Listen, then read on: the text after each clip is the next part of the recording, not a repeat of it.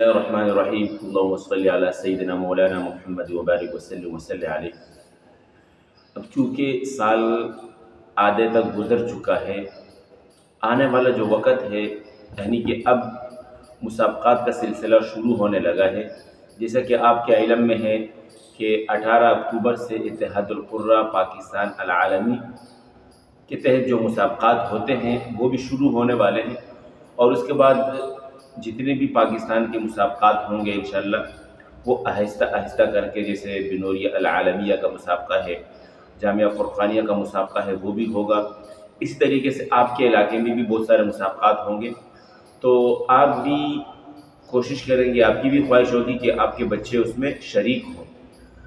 اب جو میں نے یہ بات کرنی ہے وہ اس حوالے سے کہ ہم نے مسابقات میں کن چیزوں کا لحاظ کرنا ہوگا۔ جو بنیادی چیزیں ہیں میں وہ آپ کے سامنے انشاءاللہ یہاں عرض کروں گا۔ سب سے پہلے نمبر پر آپ کے ادارے میں، آپ کی کلاسوں میں ادائیگی کی مضبوطی ہونی چاہیے۔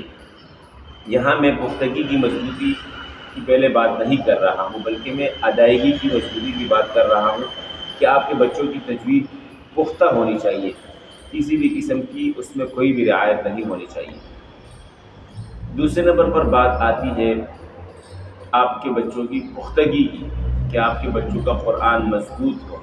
کس طریقے سے مضبوط کرنا ہے، یاد کس طریقے سے کرنا ہے، 2 مہینے باقی ہیں کس طریقے سے یاد کرنا ہے، قرآن کریم کس طریقے سے ہم نے مضبوط کروانا ہے بچوں کو۔ بہت ساری ویڈیوز پر میری آئی ڈی سے بھی آپ دیکھ سکتے ہیں، اس طریقے سے بہت سارے لوگوں نے اس پر ویڈیو بنائی ہے کس طریقے سے ہم نے قرآن کو یاد کرنا ہے۔ اب تیسرے نمبر پر باری آتی ہے بچوں کے پڑھنے کے حوالے سے، کہ بچوں کو ہم نے کس طریقے سے کلاس میں بھی پڑھوانا ہے، ممتحنین کے سامنے کس طریقے سے ہم نے ان کی پریکٹس کروانی ہے، اور اسی طریقے سے اگر یہ بچے آگے مسابقات میں شریک ہوتے ہیں تو ہم نے کس طور پر ان سے کام لینا ہے، ان کو پڑھانے کا انداز سکھانا ہے۔ تو اس کے لیے بنیادی چیز یہ ہے کہ آپ اپنے ادارے میں ہفتہ واری ہو یا 10 دن بعد 15 دن بعد ہو، بلکہ ابھی جو ہے چونکہ ٹائم آپ کے پاس کم ہے تو آپ نے ہفتہ واری مسابقہ رکھوانا ہے۔ جس طریقے سے ابھی ہمارا پچھلا جمعرات گزرا، آج چونکہ جمعہ ہے میں ویڈیو بنا رہا ہوں، کل جو جمعرات گزری ہے ہم نے اپنے ادارے کے تحت جو بچے مسابقے میں شرکت کے خواہاں ہیں یا شریک ہو سکتے ہیں ان بچوں کا ہم نے مسابقہ کروایا۔ مسابقہ کیا کروایا؟ 2-3 اساتذہ کو ہم نے بٹھایا اور ان اساتذہ سے ہم نے کہا کہ آپ نے ان بچوں سے سوالات کرنے۔ اچھا یہ بات یاد رہے کہ ان بچوں سے پہلے ہم نے یہ کہہ دیا تھا کہ آنے والے جمعرات کو آپ کے 15 پاروں کا مسابقہ ہوگا، یہ آپ نے پہلے سے آگاہ کر دینا ہے۔ اب چونکہ آپ جمعہ ہے، ہفتہ پھر اگر آپ کی کلاس ہفتے کے والی دن لگتی ہے، آج نہیں ہے، تو آپ نے ہفتے سے ان کو بتا دینا ہے کہ آنے والے جمعرات آپ کے 10 یا 15 پارے جو بھی آپ مناسب سمجھے ان کا مسابقہ ہوگا۔ یہ آپ نے ان کو پہلے سے بتا دینا ہے، اور پھر جو ہفتے کے جمعرات والے دن یا کوئی بھی جو آپ کا دن ہو اس میں آپ ان بچوں سے پڑھوائیں گے، اس کا میں آپ کو انداز بتانے لگا ہوں یہاں کس طریقے سے آپ نے ان کی تیاری کروانی ہے۔ سب سے پہلے آپ نے ان کو مائک کے سامنے بیٹھنے کا طریقہ سکھانا ہے کہ مائک کے سامنے کس طریقے سے بیٹھنا ہے۔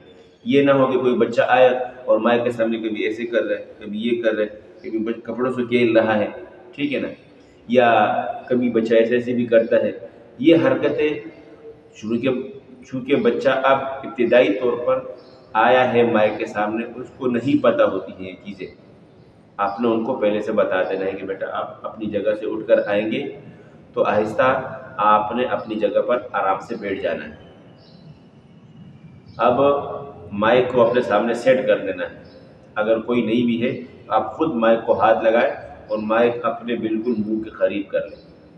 یہ بھی نہ ہو کہ مائک آپ سے دور ہے اور آپ اس طریقے سے کر کے بیٹھ جائیں، تو آپ پھر پڑھیں گے کس طریقے سے؟ یا پھر آپ مائک کو اس طریقے سے لگا لیں جس طرح بعض لوگ سمجھاتے ہیں کہ وہی کڑک ہو کے بیٹھتے ہیں، لیکن اس کا یہ مطلب نہیں ہے کہ آپ مائک آپ کے منہ کے بالکل ایسا ہو، آپ پھر نہیں پڑھ پائیں۔ نارمل طور پر آپ ریلیکس ہو کے بیٹھ جائیں، مائک اپنے لیے ٹھیک کریں۔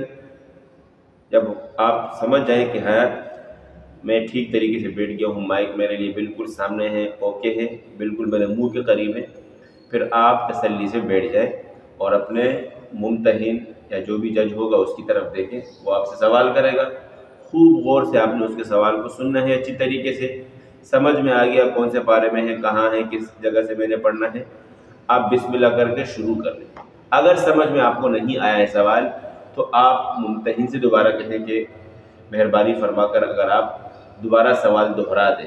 یہ کلمات مناسب رہیں گے کہ اگر آپ مہربانی فرمائیں، آپ دوبارہ سوال دہرائیں تو وہ آپ کے سامنے دوبارہ سوال دہرائے گا، اس میں کوئی ایسی عیب والی بات نہیں ہے۔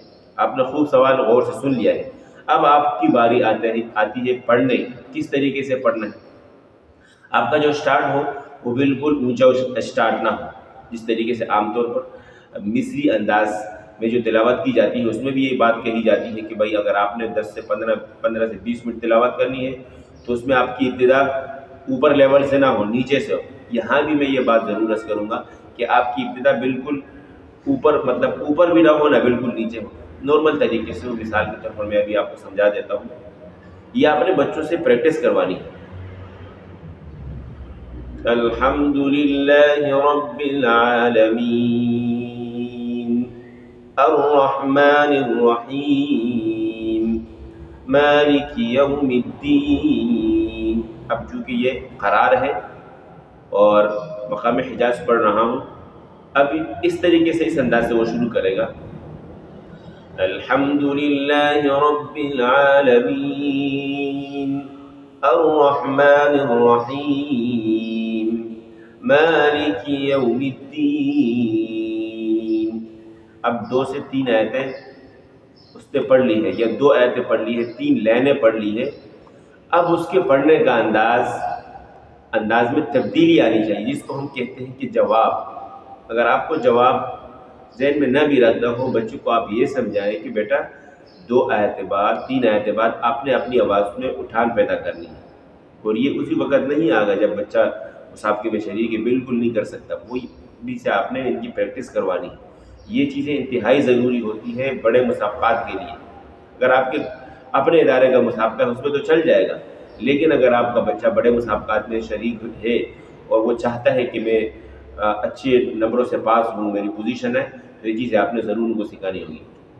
اب 2 سے 3 آیتیں اس نے پڑھ لی ہے، اب آگے پڑھنا ہے جواب چونکہ، تو آپ نے ان سے کہہ دینا کہ بچہ آپ نے اپنی آواز تھوڑی سی اٹھانی ہے، ایاک نعبد و ایاک نستعین۔ اب یہ اس بنسبت تھوڑی سی آواز اوپر ہے، وہ کیا تھی، مالک یوم الدین ایاک نعبد و ایاک نستعین ایاک نعبد و ایاک نستعین اهدنا الصراط المستقیم صراط الذین انعمت علیہم غیر المغضوب علیہم ولا الضالین۔ اب دوبارہ قرار میں آؤں گا، ردم بھی آپ نے ان کو بتانا ہے کہ بھائی اب اپنے ردم کو دیکھیں۔ جب آپ کا ردم اوپر پڑھنے کا نہیں ہے، نیچے پڑھ رہے ہیں تو آپ نیچے پڑھیں، خود بخود یہ پھر بچوں کے اندر یہ صلاحیت پیدا ہو جائے گی۔ وجوہ یومئذ ناظرۃ الی ربها ناظرۃ ووجوہ یومئذ باسرۃ تظن ان یفعل بها فاقرۃ۔ اب یہ قرار تھا، کلا اذا بلغت التراقی، جواب کی طرف، وقیل من راق وظن انه الفراق والتفت الساق بالساق والتفت الساق بالساق إلى ربك يومئذ المساق فلا صدق ولا صلى ولكن كذب وتولى فلا صدق ولا صلى، یہ جواب، ولكن كذب وتولى، یہ جواب اعلیٰ۔ جواب میں بھی 2 چیزیں ہیں، اوپر نیچے۔ اب یہ میں نے جواب تھوڑا اٹھا کے پڑھا ہے، وَلَكِن كَذَّبَ وَتَوَلَّى ثُمَّ ثم ذهب إلى أهله يتمطى. یہ قرار پڑا ہے، اسی کو میں جواب میں پڑھوں. ثم ذهب إلى أهله يتمطى. اب جواب الجواب کی طرف، یہ خود بندے کا ردم ہو جاتا ہے پریکٹس کرنے سے. أولى لك فأولى ثم أولى لك فأولى أولى لك فأولى ثم أولى لك فأولى أيحسب الإنسان أن يترك سدى ألم يكن نطفة. جواب الجواب جواب ألم يكن نطفة من مني يمنى. قرار ألم يكن نطفة من مني يمنى. تو یہ چیزیں آپ نے بچوں سے پریکٹس کروانی ہے. جتنی زیادہ آپ پریکٹس کروائیں گے، پہلے سمجھانا ہے، کلاس میں پڑھوانا ہے، پھر مائک میں لے کر آنا ہے، آہستہ آہستہ ان بچوں کی پریکٹس ہو جائے گی. انشاءاللہ کل کو جب یہ مسابقے میں شریک ہوں گے آپ ان کا رزلٹ اچھا دیکھ پائیں گے انشاءاللہ. امید کرتا ہوں آپ کو ویڈیو پسند آئی ہوگی. جس بھائی کو ویڈیو پسند آئی ہو اپنے دوستوں کے ساتھ شیئر بھی کریں اور مجھے کمنٹ میں ضرور بتائیں. اسی کے ساتھ میں اجازت چاہتا ہوں، اپنا خیال رکھیے گا. اللہ حافظ.